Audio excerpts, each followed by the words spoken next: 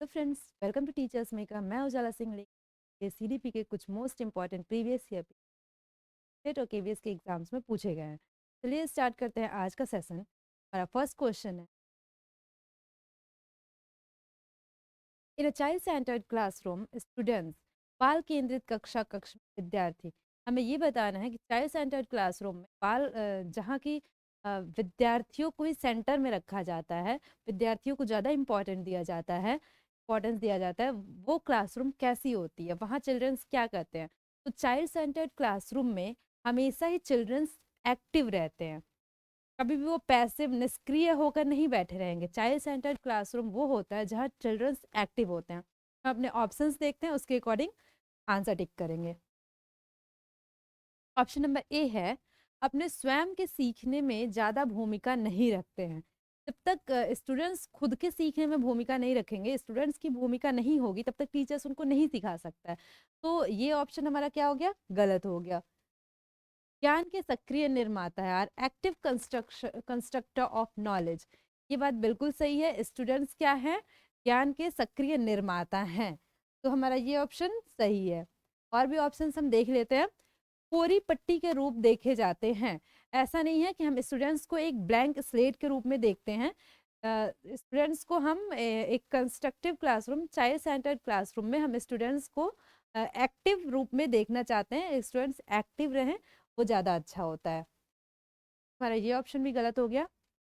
निष्क्रिय रूप से शिक्षकों का अनुकरण अनुसरण करते हैं, नहीं, चाइल्ड सेंटर्ड क्लासरूम में चिल्ड्रंस एक्टिव होते हैं। ऐसा नहीं है कि वो पैसिव निष्क्रिय होंगे, निष्क्रिय नहीं होते हैं। और ना ही वो टीचर्स का अनुकरण या अनुसरण करते हैं। अनुकरण मीन्स ना ही वो इमिटेट करते हैं। ऐसा नहीं है कि टीचर्स आगे से कुछ बोल रहा है और वो उसको बस रिपीट कर रहे हैं, नहीं। चिल्ड्रंस एक्टिव होंगे, लर्निंग बाय डूइंग मेथड होगा सिखाने का।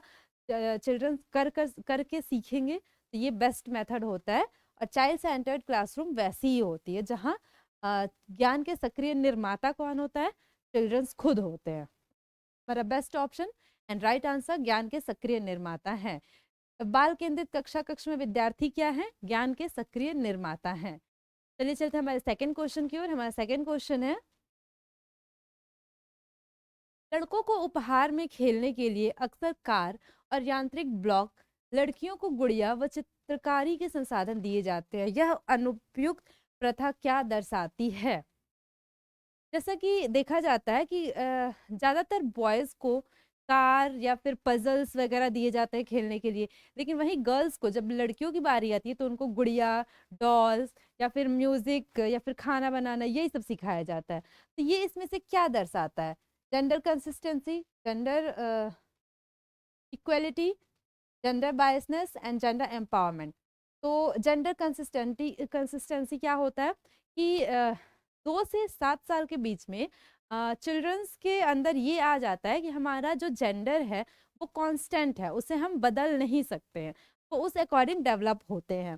जेंडर इक्वलिटी क्या होता है, जहाँ अगर इसमें ये कहा जाता कि कार एक ही टाइप्स के खिलौने हैं, कार है, वही हम लड़कों को भी देंगे खेलने के लिए और वही हम लड़कियों को भी देंगे, तो वहाँ समानता दिखेगा। लेकिन यहाँ ये बात नहीं कही गई है। बॉयज को क्या दिया जा रहा है, कार दिया जा रहा है, वहीं गर्ल्स को क्या दिया जा रहा है, गुड़िया दिया जा रहा है, खेलने के लिए डॉल्स दी जा रही हैं। तो ये क्या दर्शाता है, ये जेंडर पक्षपात, बायसनेस दर्शाता है। बायसनेस किया जा रहा है, गर्ल्स को कोई और चीजें दी जा रही है, बॉयज को कोई और चीजें दी जा रही है। अगर इसमें जेंडर स्टीरियोटाइप होता तो वो बेस्ट ऑप्शन होता, लेकिन वो ऑप्शन नहीं है इसमें, तो इसलिए हमें इसमें क्या लिखेंगे, जेंडर बायसनेस। जेंडर बायस किया जा रहा है यहाँ गर्ल्स और बॉयज के साथ, तो हमारा राइट आंसर है जेंडर बायस। हमारा थर्ड क्वेश्चन है, जब बच्चे स्कूल में प्रवेश करते हैं, they should be allowed to speak in their mother tongue since expression is important। जब बच्चे स्कूल में जाते हैं तो हमें उन्हें कौन सा लैंग्वेज बोलने के लिए प्रोत्साहित करना चाहिए, हमें इसमें से राइट ऑप्शन चूज करके बताना है। तो उन्हें अपनी मातृभाषा में बोलने की अनुमति दी जानी चाहिए, क्योंकि अभिव्यक्ति महत्वपूर्ण है। ये बात बिल्कुल सही है। जब भी बच्चे स्कूल जाते हैं तो उन्हें अपने मातृभाषा में ही बोलने की बोलने के लिए कहा जाना चाहिए, ताकि अगर कन्वर्सेशन नहीं हो पाएगा, अगर हम एक दूसरे से बात ही नहीं कर पाएंगे, तो फिर हमारे स्कूल जाने का क्या ही मतलब। अगर टीचर कुछ कह रहा है और हम उसकी बातों को समझ नहीं पा रहे हैं, हम उसकी बातों का जवाब नहीं दे पा रहे हैं, तो फिर हमारे स्कूल जाने का कोई मतलब नहीं है। कम्युनिकेशन होना चाहिए टीचर्स और स्टूडेंट्स के बीच में, इंटरेक्शन होनी चाहिए। और इंटरेक्शन कब होगा? जब बच्चा टीचर की लैंग्वेज को समझेगा। स्कूल की भाषा में ना बोलने पर उन पर जुर्माना लगाना लगाना चाहिए। ऐसा नहीं होना चाहिए। अगर आप किसी इंग्लिश मीडियम स्कूल में पढ़ते हैं, तो वहाँ ऐसा होता है कि आपको इंग्लिश बोलना कंपलसरी होता है, अदरवाइज आप पे फाइन चार्ज किया जाता है। तो ये तरीका गलत है। हमें कभी भी बच्चों को, एटलीस्ट प्राइमरी लेवल के बच्चों को, हमें उनकी मातृभाषा में ऐसा न्यू एजुकेशन पॉलिसी जो आई है, उसमें भी कहा गया है कि प्राइमरी लेवल तक के बच्चों को हमें अब उनकी मातृभाषा में ही शिक्षा दी जानी चाहिए। ये ऑप्शन गलत हो गया। उन्हें स्पष्ट रूप से बताया जाना चाहिए कि स्कूल की एक अलग भाषा, उन्हें अपनी मातृभाषा को बिल्कुल भी नहीं बोलना चाहिए। ये भी गलत है। स्कूल की अपनी कोई भाषा नहीं होनी चाहिए। बच्चों को मातृभाषा में ही शिक्षा देनी चाहिए। Their parents would be told to use the language of the school only at home. उनके पेरेंट्स को भी ये बताया जाना चाहिए कि जो भी लैंग्वेज स्कूल में यूज होता है वही वो उनके घर पे भी बोले। तो ये भी गलत ऑप्शन है। तो हमारा राइट ऑप्शन क्या हो जाएगा? उन्हें अपनी मातृभाषा बोलने की अनुमति दी जानी चाहिए, क्योंकि अभिव्यक्ति महत्वपूर्ण है। हमें बच्चों को क्या करना चाहिए? अपनी मातृभाषा में बोलने की अनुमति देनी चाहिए। तो हमारा राइट ऑप्शन है ऑप्शन नंबर ए। जब बच्चे स्कूल में प्रवेश करते हैं तो उन्हें क्या कहना चाहिए? कि वो अपनी मातृभाषा में बातें कर सकते हैं। टीचर से जो पूछना हो पूछ सकते हैं, बच्चों से बातें कर सकते हैं अपनी मातृभाषा में। उन्हें स्कूल का कोई लैंग्वेज बोलने के लिए हम फोर्स नहीं कर सकते। नंबर 4, निम्न में से कौन किसी व्यक्ति के हाथ से आंख के तालमेल, संतुलन और शारीरिक निपुणता की क्षमता को प्रभावित करता है? Which of the following learning disability impact the ability of hand-eye coordination, balance and mental dexterity? इसमें ये कहा गया है कि ऐसी कौन सी डिसेबिलिटी है जिसमें हाथ और दिमाग मानसिक रूप से बच्चा कोऑर्डिनेट नहीं कर पाता है। तो इस डिसेबिलिटी को हम क्या कहते हैं? डिस्प्रैक्सिया कहते हैं। हम ऑप्शंस पहले समझ लेते हैं। डिसकैलकुलिया क्या होता है? कैलकुलेशन डिसेबिलिटी होती है, जिसमें बच्चा कैलकुलेट नहीं कर पाता है, मैथमेटिक्स सम्स कैलकुलेट नहीं कर पाता है। डिसलेक्सिया क्या होता है? रीडिंग डिसेबिलिटी होती है। डिस्फेजिया क्या होता है? बच्चा अच्छे से बोल नहीं पाता है। स्पीकिंग डिसेबिलिटी होती है, वो रुक रुक कर बोलता है या फिर हकला कर बोलता है, जिसे हम डिस्फेजिया कहते हैं। और अगर बच्चा अपने कोऑर्डिनेट नहीं कर पाता है, उसके हैंड्स, उसके ब्रेन आपस में कोऑर्डिनेट नहीं कर पा रहे हैं, तो उसे हम डिस्प्रैक्सिया कहते हैं। जैसे कि हम इसका एग्जांपल ले सकते हैं कि अगर शू लेसेस टाई करना हो, शू लेसेस बांधना हो, तो बच्चा बांध नहीं पा रहा है, तो वो उसे क्या है? डिस्प्रैक्सिया नामक बीमारी है। और या फिर हम ग्राउंड में फुटबॉल खेल रहे हैं और फुटबॉल को किक नहीं मार पाते हैं, तो वो कोऑर्डिनेट नहीं कर पाता है, उसके लेग्स कोऑर्डिनेशन नहीं कर पा रहे हैं, उसके माइंड और लेग्स आपस में, इस वजह से वो किक नहीं मार पा रहा है। तो इसे हम क्या कहेंगे? डिस्प्रैक्सिया कहेंगे। क्वेश्चन नंबर 5, विद्यार्थी निम्न में से किसे नए ज्ञान के निर्माण का आधार बनाते हैं?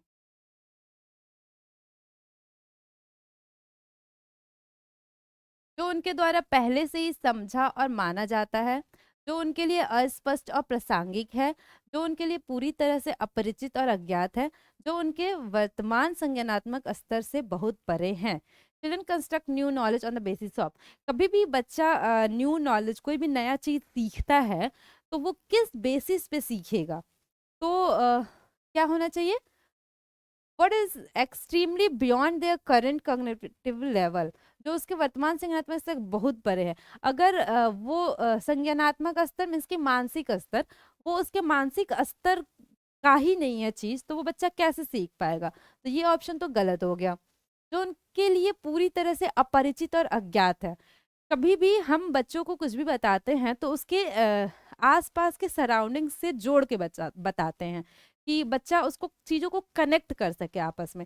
तो कोई भी टॉपिक हम अगर पढ़ा रहे हैं तो बच्चा उसके बारे में पहले से एकदम अपरिचित और अज्ञात है, तो वो बच्चा उस चीज को अच्छे से नहीं सीख पाएगा। तो हमारा ये ऑप्शन भी गलत हो गया। जो उनके लिए अस्पष्ट और अप्रासंगिक है, what is ambiguous and irrelevant for them. अगर वो चीज जो भी हम उनको पढ़ाना चाहते हैं वो उसके लिए इररिलेवेंट है, वो उसके काम का ही नहीं है, तो फिर हम उसे क्यों ही सिखाएंगे वो चीज। तो ये ऑप्शन भी गलत हो गया। जो उसके द्वारा पहले से ही समझ और माना जाता है। अगर बच्चा पहले से उस चीज के बारे में जानता है, थोड़ी सी समझ उसके में विकसित है उस चीज को लेकर, तो हम उसे कोई भी ज्ञान के निर्माण का आधार वो बना सकता है। कभी भी हम बच्चों को कुछ पढ़ाते हैं तो जो वो पुराना चीज सीखा होता है उससे कनेक्ट करके उसके आधार पर हम नए चीज का आधार बनाते हैं। तो इसका राइट ऑप्शन क्या हो जाएगा? ऑप्शन नंबर ए, जो उनके द्वारा पहले से ही समझा और माना जाता है। What is already understood and believe bye them. जो बच्चा थोड़ा बहुत पहले से ही समझ रहा हो, उसके बेसिस पे ही हम उसको कोई नई चीजें बताएंगे। हमारा नेक्स्ट क्वेश्चन है, समावेशी शिक्षा के लिए निम्न में से कौन सहायक है? Inclusive education. इंक्लूसिव एजुकेशन क्या होता है? Inclusive education means education for all, सबके लिए शिक्षा। कोई किसी भी सोसाइटी से, किसी भी बैकग्राउंड से आता है, हम अपने स्कूल में सबको एडमिशन देंगे, सबके लिए शिक्षा होनी चाहिए। तो समावेशी शिक्षा क्या है, इसमें हमें बताना है। विद्यार्थियों के बीच प्रतिस्पर्धा की भावना नहीं, समावेशी शिक्षा में हमें विद्यार्थियों के बीच प्रतिस्पर्धा, कंपटीशन नहीं उनमें हमें डेवलप करना है। कंपटीशन अगर करना है तो खुद से कंपटीशन होना चाहिए, कि हम खुद के लिए बेहतर करें, खुद का बेहतर करें, दूसरों से हमें उनका कंपटीशन नहीं करवाना है। लचीला पाठ्यक्रम और अनमय school calendar, flexible inflexible curriculum. कभी भी इंक्लूसिव एजुकेशन में करिकुलम या कोई भी चीज, करिकुलम हो गया, हमारा इंफ्रास्ट्रक्चर हो गया, हर चीज फ्लेक्सिबल होना चाहिए, रिजिड नहीं होना चाहिए। हमारा सिलेबस, हमारा करिकुलम, हमारा इंफ्रास्ट्रक्चर, सब कुछ फ्लेक्सिबल होना चाहिए, बच्चों के अकॉर्डिंग हम उसमें चेंजेस कर सके। रिजिड नहीं होना चाहिए। इसमें क्या लिखा है? रिजिड स्कूल कैलेंडर और इनफ्लेक्सिबल नहीं, इनफ्लेक्सिबल नहीं होना चाहिए। करिकुलम क्या होना चाहिए? फ्लेक्सिबल होना चाहिए। सख्त शिक्षक केंद्रित शिक्षा शास्त्र, कोई भी चीज सख्त नहीं होना चाहिए। मैंने अभी बताया कि इंक्लूसिव एजुकेशन में सब कुछ बहुत ही फ्लेक्सिबल, टीचर्स का बिहेवियर, जो इंफ्रास्ट्रक्चर है वहाँ, सिलेबस, करिकुलम, सब कुछ बहुत ही फ्लेक्सिबल होना चाहिए, ताकि हम अकॉर्डिंग टू चाइल्ड उसको मोल्ड कर सके। अकॉर्डिंग टू चाइल्ड, जैसा बच्चा चाहता है उसके अकॉर्डिंग हम उसको वैसी चीजें प्राप्त करवा सके। विद्यार्थियों की आवश्यकता के अनुसार उचित आवास, reasonable accommodation as per students needs. बिल्कुल सही है ये। जैसी स्टूडेंट्स की नीड है वैसी हमें चीज़ें उसके लिए उपलब्ध करवानी होगी। जैसे कि एग्जाम्पल हम ले लेते हैं, अगर स्कूल्स में आपने देखा होगा तो सीढ़ियाँ भी होती हैं और रैंप भी होता है। रैंप किन के लिए? जो व्हील चेयर्स पे स्टूडेंट्स आते हैं उनके लिए रैंप, रैंप से वो जा सके, ताकि उस पर व्हील चेयर अच्छे से चल सके। और सीढ़ियों, जो नॉर्मल स्टूडेंट्स होते हैं उनके लिए सीढ़ियाँ होती है। तो इंक्लूसिव एजुकेशन में हम इंफ्रास्ट्रक्चर इस अकॉर्डिंग डेवलप करते हैं कि सारे बच्चों के लिए वो हेल्पफुल हो। हमारा नेक्स्ट क्वेश्चन है, प्रभावी अधिगम के लिए शिक्षार्थी डैश भागीदारी की आवश्यकता होती है, इफेक्टिव लर्निंग रिक्वायर। कभी भी लर्निंग इफेक्टिव कब होगी? लर्निंग जो भी हम सीख रहे हैं वो प्रभावकारी कब होगा? आंशिक नहीं, निष्क्रिय, जब बच्चा निष्क्रिय होगा तब नहीं, विनम्र, एक्टिव। इसका बेस्ट ऑप्शन क्या होगा? कभी भी बच्चा जब एक्टिव होगा। ठीक है, विनम्र हो सकता है, बच्चा विनम्र होना चाहिए, विनम्र इसका ऑप्शन हो सकता है, लेकिन हमें बेस्ट ऑप्शन चूज करना है। तो प्रभावकारी, कभी भी जो भी हम लर्निंग कर रहे हैं वो प्रभावकारी, बहुत ही ज्यादा इफेक्टिव कब होगा? जब बच्चा एक्टिव होगा, तब लर्निंग हमारा इफेक्टिव होगा। तो हमारा नेक्स्ट क्वेश्चन है क्वेश्चन नंबर 8, राष्ट्रीय शिक्षा नीति 2020 का केंद्र बिंदु क्या है? हमें बताना है जो भी राष्ट्रीय शिक्षा नीति 2020 है उसका केंद्र बिंदु क्या है।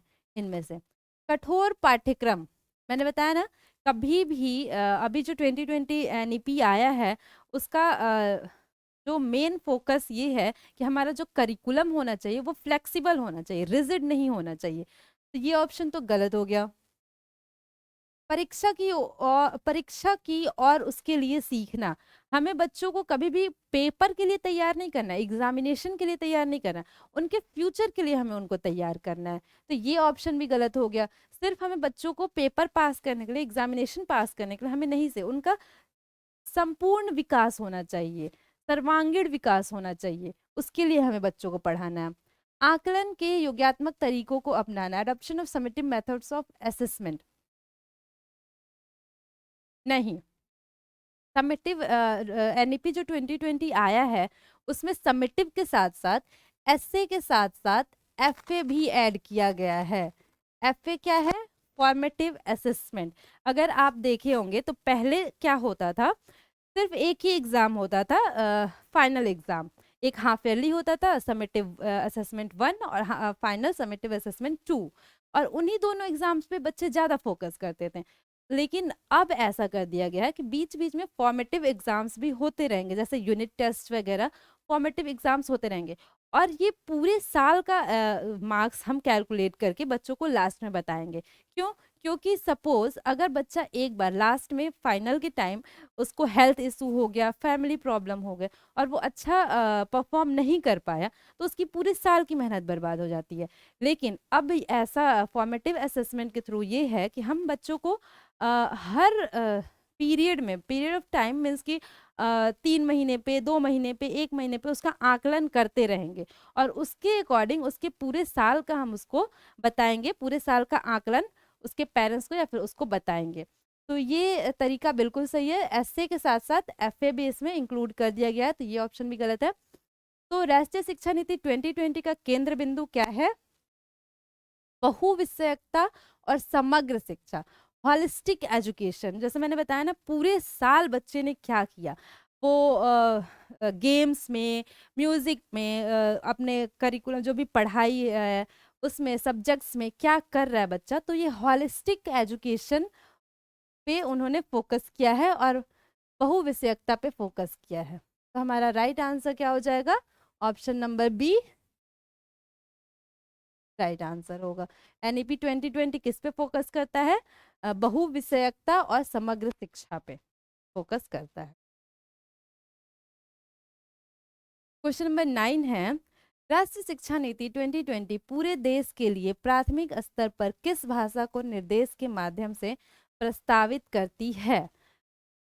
एनईपी 2020 जो है वो ज्यादातर फोकस करती है कि बच्चों को जो भी एजुकेशन दिया जाए वो उसके मातृभाषा में दिया जाए। ना ही वो हिंदी होना चाहिए, ना ही वो इंग्लिश होना चाहिए, ना ही वो संस्कृत।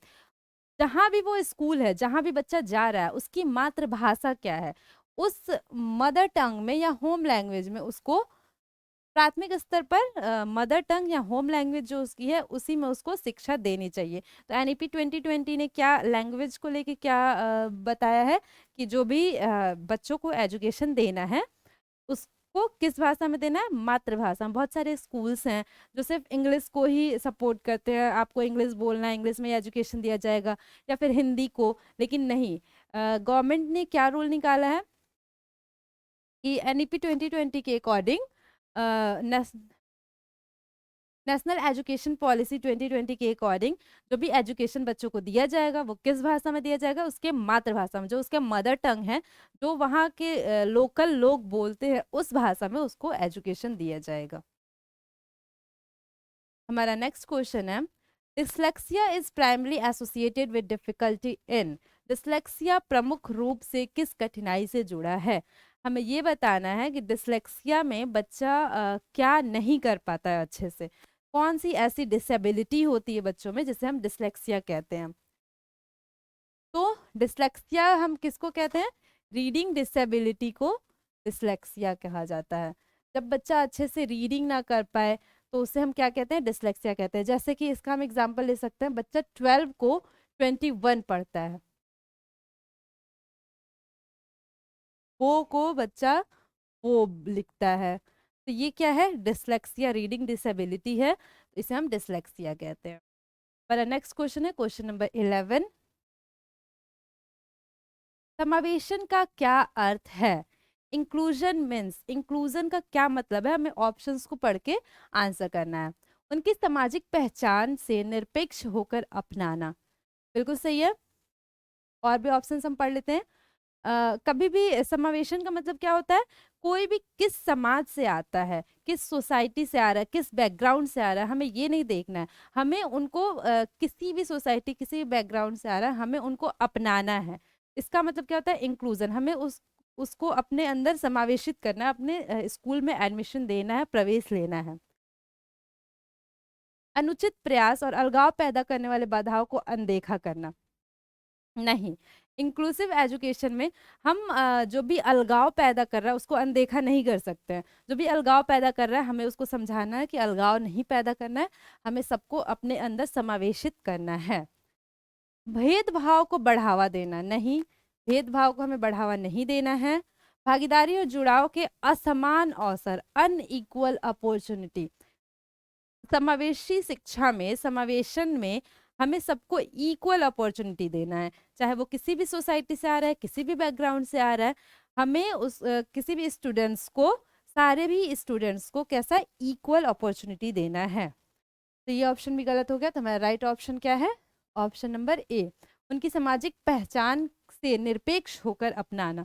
उनकी सामाजिक पहचान क्या है, उनके माता पिता क्या करते हैं, क्या नहीं करते, हमें उससे कोई मतलब नहीं है। अगर कोई बच्चा है तो हमें उसे अपने विद्यालय में शिक्षा देनी है। इसे क्या कहते हैं? इंक्लूसिव एजुकेशन कहते हैं, इंक्लूजन कहते हैं। हमारा नेक्स्ट क्वेश्चन है क्वेश्चन नंबर 12। एक शिक्षक को अपने विद्यार्थियों को किसी प्रश्न का उत्तर देने के लिए सहज अनुमान लगाने के लिए डैश करना चाहिए। हमें किसी भी स्टूडेंट्स को अगर हम किसी से क्वेश्चन, स्टूडेंट्स से क्वेश्चन पूछ रहे हैं, तो हमें क्या चाहिए कि बच्चा आंसर करे, बच्चा हमारी क्वेश्चंस का रिस्पॉन्ड करे। तो हमें उसे क्या करना चाहिए? इग्नोर नहीं करना चाहिए। अगर कोई बच्चा आंसर दे रहा है तो हमें उसके आंसर को सुन लेना चाहिए, उसे इग्नोर नहीं करना चाहिए, दंडित नहीं करना चाहिए। ऐसा नहीं कोई बच्चा गलत आंसर दे रहा है तो हम उसे पनिश करेंगे, तो ऐसे बच्चे डर से बोल भी नहीं पाएंगे। दंडित नहीं करना चाहिए और रुद्ध उत्पन्न नहीं करना चाहिए। अगर कोई बच्चा बोल रहा है तो हमें उसके बीच में चुप नहीं करवाना चाहिए, उसकी बात पूरी सुन लेनी चाहिए। तो इसका राइट ऑप्शन क्या होगा? एनकरेज करना चाहिए।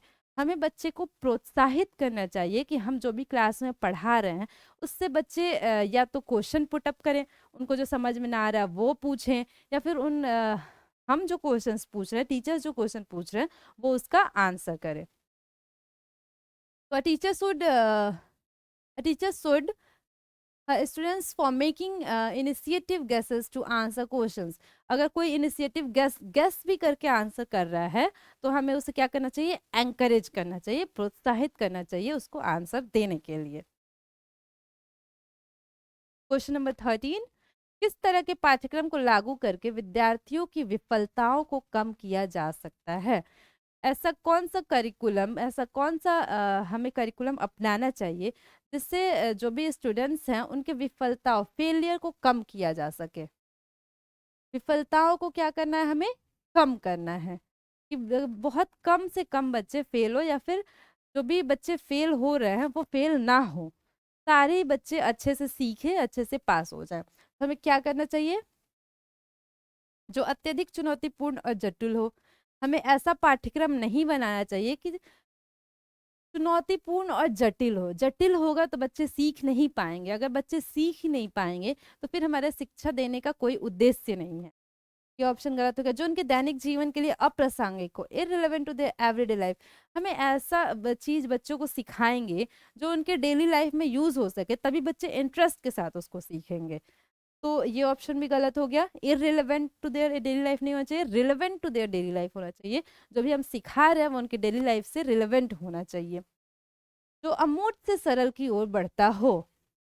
अमूर्त मीन्स जो चीजें हमें नहीं दिख रही है, और सरल, सरल से जटिल की ओर होना चाहिए। कभी भी हम जो चीजें समझाते हैं बच्चों को वो सरल से जटिल की ओर होना चाहिए, मूर्त से अमूर्त की ओर होना चाहिए। जो भी चीजें हम एग्जाम्पल के थ्रू बच्चों को समझा रहे हैं तो पहले हम मूर्त रूप में उनको दिखाएं कि हाँ ये प्लांट्स हैं, ये फोटोसिंथेसिस के थ्रू अपना खाना बनाते हैं। तो पहले हम प्लांट बच्चों को दिखाएंगे, तब उनके दिमाग में हम अमूर्त नॉलेज डालेंगे कि ये फोटोसिंथेसिस के थ्रू खाना बनाते हैं, हम उनका खाना बनाना तो बच्चों को नहीं दिखा सकते हैं, लेकिन हम प्लांट्स तो बच्चों को दिखा सकते हैं। तो कभी भी जो भी एजुकेशन है वो मूर्त से अमूर्त की ओर होनी चाहिए, ना कि अमूर्त से मूर्त की ओर। एब्स्ट्रैक्ट टू सिंपल नहीं होनी चाहिए, सिंपल टू एब्स्ट्रैक्ट होना चाहिए। पहले हम सिंपल चीजें बच्चों को सिखाएंगे, उसके बाद जो थोड़ा हार्ड होगा वो चीजें बच्चों को सिखाएंगे। तो ये ऑप्शन भी गलत हो गया। तो हमारा करिकुलम कैसा होना चाहिए कि बच्चे ज्यादा कम से कम बच्चे फेल हों, तो जो उनके सामाजिक संदर्भ से जुड़ा हो, जो भी चीजें उनके सोसाइटी से, उनके डेली लाइफ से जुड़ी होंगी, वो बच्चे जल्दी सीखते हैं। तो इसलिए हम उनका करिकुलम कैसा हमें डिजाइन करना चाहिए, जो उनके सामाजिक सामाजिक संदर्भ से जुड़ा हो। तो ऑप्शन नंबर ए क्या होगा, राइट आंसर। चलते हैं हमारे नेक्स्ट क्वेश्चन की ओर, क्वेश्चन नंबर 14। फिल्मों और विज्ञापनों से व्यवहार के जेंडर उपयुक्त तरीकों के बारे में बहुत संकेत मिलते हैं। यह समाजीकरण की रूप में की भूमिका पर प्रभाव, किस भूमिका पर प्रकाश डालता है। हमें ये बताना है कि जो भी एडवर्टीजमेंट होते हैं, जो भी फिल्म होते हैं, वो हमारी डेली लाइफ पे बहुत ही ज़्यादा प्रभाव डालते हैं, उससे हमारी सोसाइटी बहुत ही ज़्यादा इफेक्ट करती है। तो हमें ये बताना है कि जो भी एडवर्टीजमेंट या मीडिया है वो कौन सा सोर्स है सोशलाइजेशन का।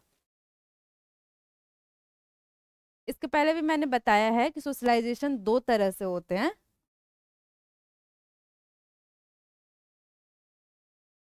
एक प्राइमरी सोशलाइजेशन होता है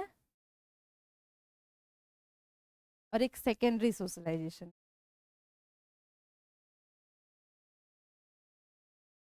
प्राइमरी सोशलाइजेशन में क्या होता है, फैमिली और हमारे रिलेटिव्स आते हैं।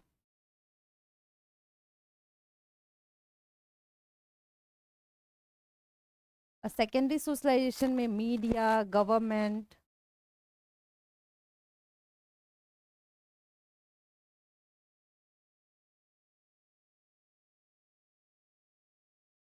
तो हमें ये बताना है कि जो भी मीडिया से आजकल जो भी बहुत ही ज्यादा इफेक्ट डाल रहा है हमारे सोसाइटी पे, तो मीडिया किस तरह का सोशलाइजेशन है, हमें ये बताना है। वो प्राइमरी सोशलाइजेशन है, सेकेंडरी सोशलाइजेशन है। तो मीडिया प्राइमरी सोशलाइजेशन नहीं है। स्कूल भी प्राइमरी सोशलाइजेशन नहीं है। स्कूल क्या है, सेकेंडरी सोशलाइजेशन है। स्कूल सेकेंडरी सोशलाइजेशन, लेकिन हमें क्या, एडवर्टीजमेंट एंड फिल्म्स, जो भी फिल्म्स और एडवर्टीजमेंट का इसमें एग्जांपल लिया गया, तो स्कूल्स में तो फिल्म्स और एडवर्टीजमेंट नहीं होता है ना, तो ये ऑप्शन गलत हो गया। स्कूल तो सेकेंडरी सोशलाइजेशन है, लेकिन एडवर्टीजमेंट और फिल्म का एग्जाम्पल दिया गया है। तो फिल्म और एडवर्टीजमेंट क्या होता है, मीडिया के थ्रू ही हमारे पास आती है।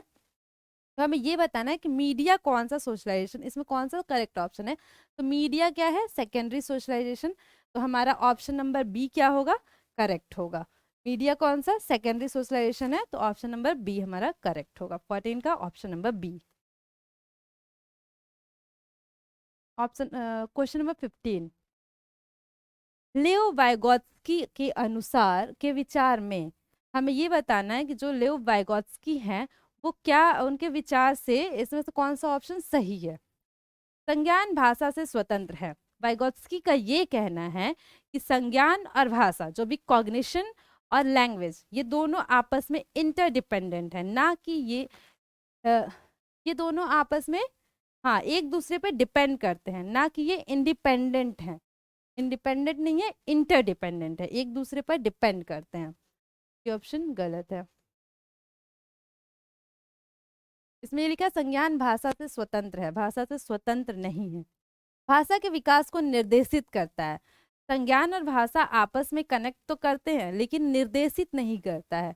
क्या करता है, फैसिलिटेट करता है। Language facilitate cognitive development. Language से ही हमारा डेवलपमेंट होता है, मानसिक विकास होता है। ये वाइगोत्स्की का मानना था। तो इसका ऑप्शन क्या हो जाएगा, language facilitate cognitive development. Option number C is the right answer. Vygotsky के अनुसार, वाइगोत्स्की के विचार से भाषा संज्ञानात्मक विकास को सुगम बनाती है। भाषा से ही संज्ञानात्मक विकास सुगम बनता है। हमारा ऑप्शन नंबर डी है, संज्ञानात्मक विकास भाषा के विकास से संबंधित नहीं है। ऐसा नहीं है। संज्ञानात्मक विकास और भाषा विकास मीन्स की cognitive development and language development आपस में जुड़े हुए हैं। ऐसा नहीं है कि ये दोनों संबंधित नहीं है। Option number C is the right answer. Question number 16 है, विविध आवश्यकताओं वाले शिक्षार्थियों वाली कक्षा में शिक्षक को निम्नलिखित के लिए विकल्प उपलब्ध नहीं कराने चाहिए। कभी भी क्वेश्चन में नहीं नॉट आए तो उस क्वेश्चन को बहुत ही ध्यान से आंसर करना। In a class having learning with diverse needs, a teacher should not provide options for। जो भी क्लास होता है हमारा वो डाइवर्स ही होता है। डाइवर्स मीन्स क्या होता है, वहाँ बच्चे अलग अलग सोसाइटी से आते हैं, अलग अलग बैकग्राउंड से आते हैं। उनका क्या बैकग्राउंड है, हर एक बच्चे का बैकग्राउंड, सोसाइटी, हर चीज अलग होता है। तो उस क्लास में टीचर्स को क्या नहीं करना चाहिए?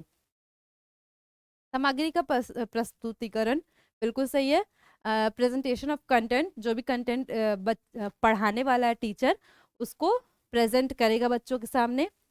संचार और अभिव्यक्ति, कम्युनिकेशन एंड एक्सप्रेशन, बच्चों से कम्युनिकेट भी करेगा टीचर, ये भी ऑप्शन सही है। सूचना का दृष्टिकोण, जो भी इंफॉर्मेशन दे रहा है वो क्या इंफॉर्मेशन दे रहा है, उसका दृष्टिकोण क्या है, ये भी सही है। स्टीरियोटाइपिंग ऑफ लर्नर्स, शिक्षार्थियों के बारे में रूढ़िबद्धता, नहीं, हमें बच्चों के बीच रूढ़िबद्धता की भावना नहीं लानी है। तो ये ऑप्शन गलत है। मीन्स के इसमें नहीं पूछा है बच्चा टीचर्स को क्या नहीं करना चाहिए, तो हमारा ऑप्शन यही सही होगा कि स्टीरियोटाइपिंग द लर्नर नहीं करना चाहिए हमें टीचर्स को कभी भी क्लास में। हमारा नेक्स्ट क्वेश्चन है question number 17, children learn by, बच्चे किस तरह से सीखते हैं। हमें ये बताना है कि बच्चे किस तरह से अच्छे से सीखते हैं, बच्चे किस तरह से सीखते हैं। तो सबसे इसमें ये नहीं पूछा है कि सबसे बेस्ट तरीका क्या है बच्चों को सीखने का, बस ये पूछा है कि बच्चे किस किस तरह से सीख सकते हैं। रीडिंग, रीडिंग करके भी सीखते हैं। लिसनिंग, सुनकर सीखते हैं। देखकर सीखते हैं। क्रिया करके सीखते हैं। तो हमारा ऑप्शन डी सही होगा।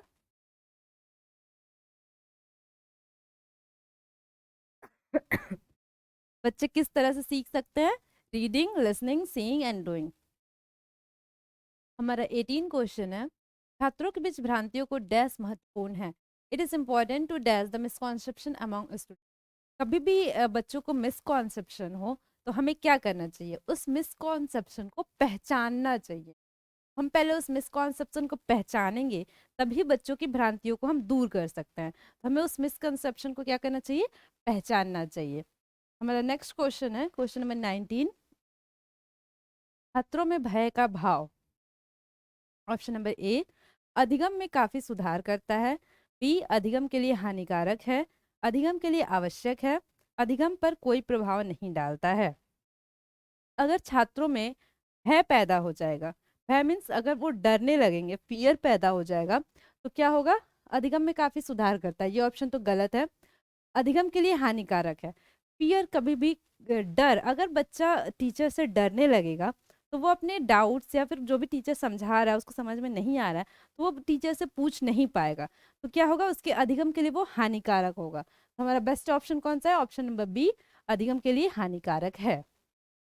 फियर कभी भी जरूरी नहीं होता है लर्निंग के लिए, जरूरी नहीं है आप अगर डर रहे हैं तभी आप सीखेंगे, ये बिल्कुल गलत कॉन्सेप्ट है।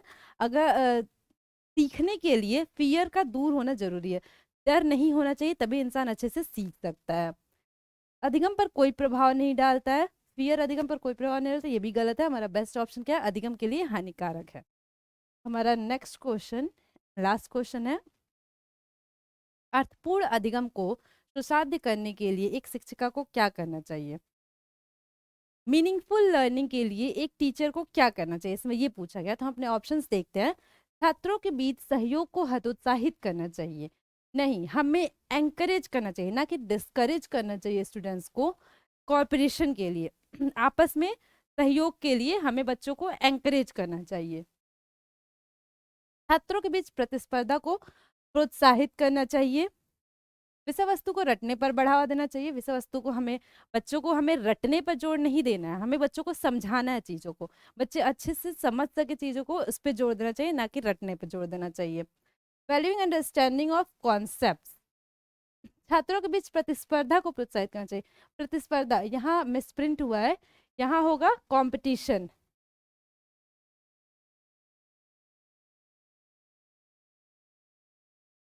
तो हमें बच्चों को कभी भी कंपटीशन, एक दूसरे से कंपटीशन करने के लिए नहीं कहना है, हमें बच्चों को कॉपरेशन के लिए कहना है, लेकिन कंपटीशन के लिए नहीं करना। तो ये ऑप्शन भी गलत होगा। वैल्यूइंग अंडरस्टैंडिंग ऑफ कॉन्सेप्ट, जो भी कॉन्सेप्ट बच्चा समझ रहा है, हमें बच्चे को समझ को वैल्यू, बच्चे के समझ को वैल्यू देना चाहिए कि बच्चा समझ रहा है, वो उसके लिए बहुत ही ज्यादा इंपॉर्टेंट है। तो इसका राइट आंसर क्या होगा? ऑप्शन नंबर डी, संप्रत्ययों की समझ को महत्व देना चाहिए। जो भी बच्चा समझ रहा है उसको, हमें बच्चे को महत्व देना चाहिए। Right option, option number D. हमारा आज का सेशन यही खत्म होता है। Thank you for watching.